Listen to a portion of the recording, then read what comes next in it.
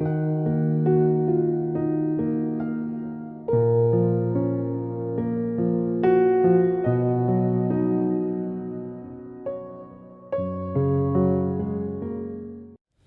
à tous, nous sommes 3 étudiants en viticulture-œnologie dans le vignoble charentais à Cognac. Pierre, Alexandre et Jean-Baptiste.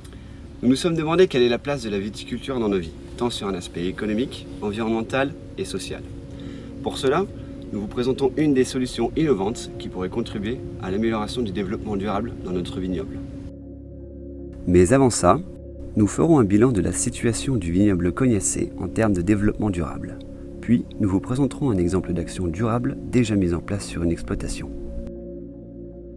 La prise de conscience mondiale de l'importance d'un développement durable impose à la filière cognac d'adapter son mode de production. Des démarches sont déjà mises en place depuis quelques années afin de convertir notre viticulture à la durabilité. Bien qu'il reste des objectifs à atteindre, la culture de la vigne en Charente a déjà amorcé une stratégie raisonnée, notamment par la rationalisation des traitements phytosanitaires ou encore l'utilisation de matériel limitant les dérives. L'objectif ambitieux de l'interprofession est l'intégralité des exploitations doublement certifiées d'ici 2028. Certification HVE, haute valeur environnementale, et CEC, certification environnement cognac. Sur les 4200 exploitations enregistrées, la moitié est déjà engagée dans la démarche et un peu plus de 200 possèdent déjà la double certification. La transition des exploitations vers un modèle durable est accompagnée par de nombreuses institutions, telles que l'interprofession, les syndicats ou encore les négociants. La vision globale de la filière est la transparence totale du produit envers le dernier maillon de la chaîne, le consommateur. Pour cela, notre production se doit de garantir croissance, durabilité et qualité. Nous faisons, je pense, une des plus belles eaux de vie du monde. Donc pour ça, on a cette responsabilité sociétale par rapport à notre consommateur et aux personnes qui nous entourent sur le bassin Cognac. Nous nous sommes rendus dans un vignoble de Grande Champagne de 125 hectares, très engagé dans les démarches environnementales. Depuis l'acquisition de la norme HVE3, plusieurs actions de développement durable ont été mises en place. L'une d'entre elles consiste à prévenir les riverains des parcelles lors des traitements phytosanitaires. Directement en lien avec la RSE de cette entreprise, cette démarche a pour but d'instaurer une relation de confiance entre riverains et viticulteurs. En cas de méfiance de certains, ces SMS visent à adapter l'organisation du voisinage sur des aspects pratiques auxquels l'exploitation n'avait auparavant pas pensé. La mise en place de cette action a été très simple. Recensement des voisins concernés, prise de contact et transmission des créneaux de passage. La réaction du voisinage est plus que positive. Donc nous avons mis en place un système de SMS que nous envoyons 24 heures avant à tous les riverains de notre vignoble, les prévenant de la date et du créneau horaire sur lequel nous allons traiter. Cependant, ces engagements impliquent un facteur supplémentaire dans l'organisation de la lutte phytosanitaire. Il peut représenter une contrainte en cas de créneau réduit dû à la météo ou de forte pression de maladie. De plus, lors des premiers traitements, les cadences rapprochées peuvent faire craindre de mauvaises réactions.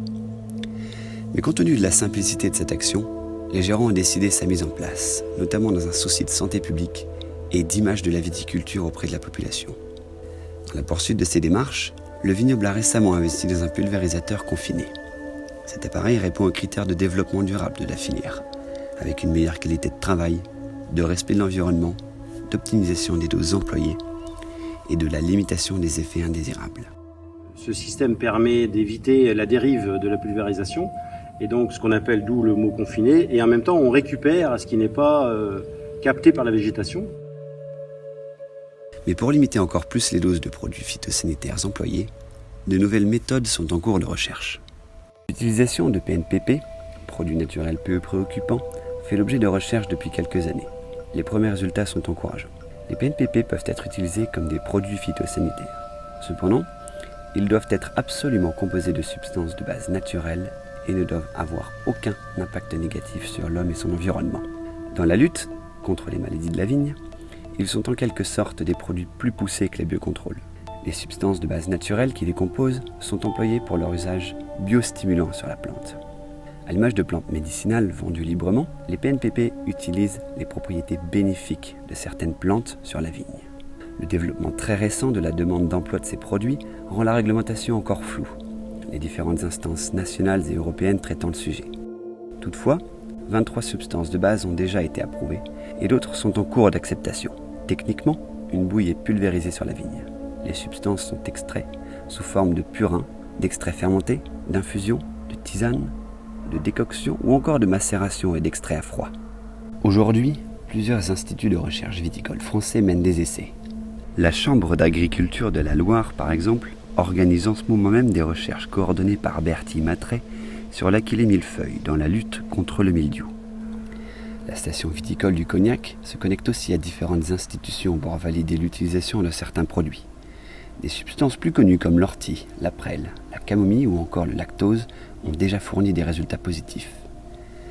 Les PNPP peuvent même être utilisés dans d'autres applications, comme par exemple le désherbage, avec de l'acide pélargonique, dont la substance de base naturelle est l'huile de pélargonium.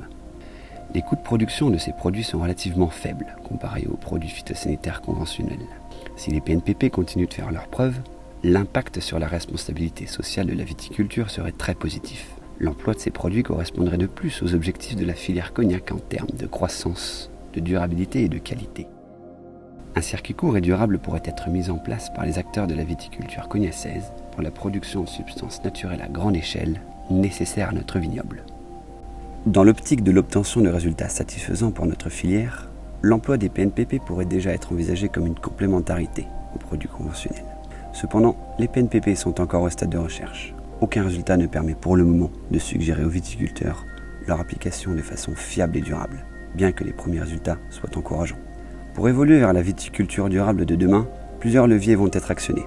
L'emploi de préparations naturelles peut représenter l'un d'entre eux, mais il devrait être accompagné d'autres changements. La modification du paysage viticole participerait par exemple en partie à la lutte contre les maladies de la vigne de façon prophylactique. Être plus durable dans nos pratiques, il y a de très nombreux outils. Nous avons une boîte à outils avec 200 outils. Les PNPP, c'est clé 12. Il y en a d'autres des outils.